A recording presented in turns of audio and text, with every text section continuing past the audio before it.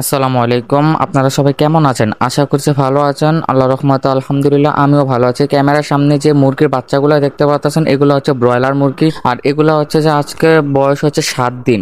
তো এই 7 দিন বয়সে ওরা হচ্ছে ভ্যাকসিন দেবো আজকে ওদের ভ্যাকসিন দেবো হচ্ছে ওদের চোখে। তো আপনারা এখানে দেখতে পাচ্ছেন আমি হচ্ছে যে আমরা হচ্ছে চারজন হচ্ছে যে এগুলো সবগুলোকে ভ্যাকসিন দিতেছি। এখানে সবগুলো মুরগির বাচ্চা কিন্তু ভ্যাকসিন দরকার।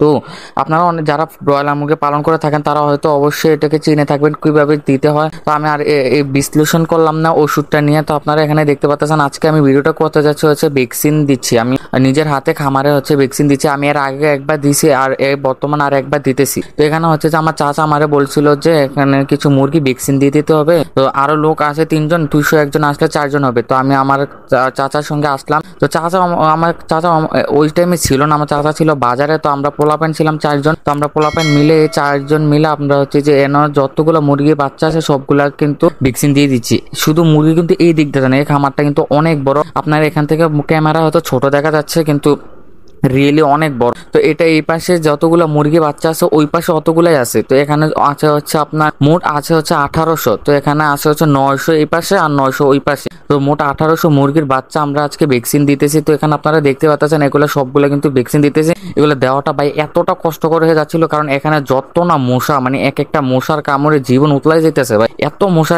কামড়াইতেছিল এখানে। তো আমরা তারপরও কয়েল লাগিয়ে তারপর হচ্ছে যে এক একটা মুরগির বাচ্চাকে আপনারা ভ্যাকসিন দিয়ে দিলাম। তারপর ওই পাশে ভ্যাকসিন দেওয়া শেষ আমাদের। তারপর চলে আসলাম এই পাশে যখন দিতেছিলাম তখন হচ্ছে যে আমার চাচা আসছে, এসে আরো 2-3টা কয়েল লাগাই দিছে, যার কারণে আমাদের মশা কামড় থেকে একটু বাঁচলাম। তো এখানে দেখতে পাচ্ছেন এখানে না যতগুলো মুরগি বাচ্চা আছে এখানে সবগুলো ব্রয়লার মুরগি বাচ্চা। এগুলোর বয়স 7 দিন, সবগুলো একসাথে আনছে। তো সবগুলা বয়স হচ্ছে 7 দিন। আজকে 7 দিন না বাচ্চাকে আমরা ভ্যাকসিন দিব। তো এখানে আমি ইট দিয়ে বসেছি, ওই সময় ইট দিয়ে বসেছিলাম। ওইখান থেকে ইটটা এনে এই পাশে বসছি। আপনার এই পাশ থেকে ওই পাশ দেখা যাচ্ছে না, কিন্তু এখান থেকে এখানে 900, ওই পাশে 900, সবগুলা কিন্তু বড় হয়ে একসাথে থাকবে। তো এখানে যে বাচ্চাগুলো দেখতেছেন এখানেও আমরা ভ্যাকসিন দিয়ে দিতেছি। মানে এখান দিক দিয়ে এত মশা ছিল, ওই দিকটা তো কিছুটা কম ছিল, কিন্তু এই দিকটা ভাই একটু আরেকটু হলে আলগে দিয়ে নিয়ে যেত গা।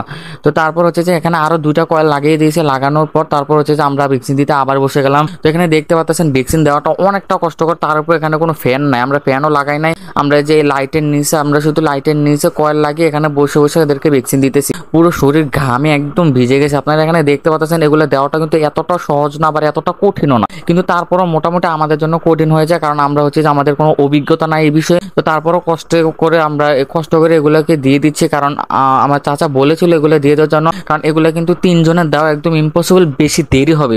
তারপর আমি যদি হেল্প করি তাতে আরো ভালো হয়। তো আমি চাচাকে এসে হেল্প করলাম। তো এখানে যে চাচাকে দেখতে পাচ্ছেন এটা হচ্ছে আমার আপন চাচা, উনি হচ্ছেন এই ফার্মের মালিক। তো ওনার মুরগিগুলো আমরা ভ্যাকসিন দিয়ে দিচ্ছি। তো আজকে ভিডিওটা এই পর্যন্তই। আমার জন্য দোয়া করবেন। আল্লাহ হাফেজ।